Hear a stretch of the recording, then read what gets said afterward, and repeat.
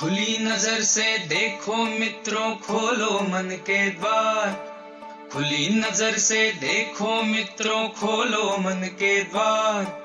जो है जैसा वैसा क्यों है, इस पर करो विचार। जो है जैसा वैसा क्यों है, इस पर करो विचार। जो है जैसा वैसा क्यों है, इस पर करो विचार।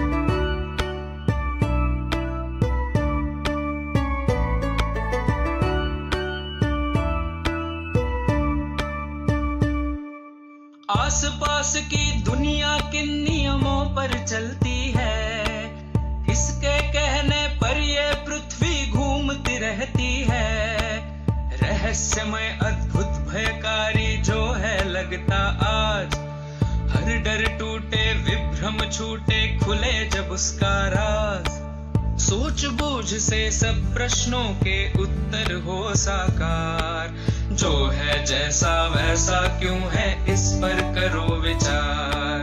जो है जैसा वैसा क्यों है, इस पर करो विचार।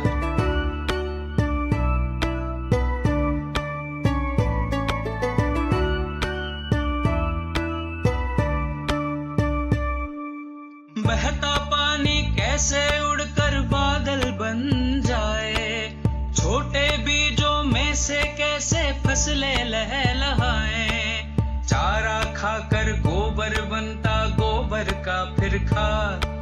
जब मिट्टी में खाद मिले तो खिले फसल का स्वाद। ऐसे ही जीवन का पहिया घूमे चक्राकार। जो है जैसा वैसा क्यों है, इस पर करो विचार। जो है जैसा वैसा क्यों है, इस पर करो विचार।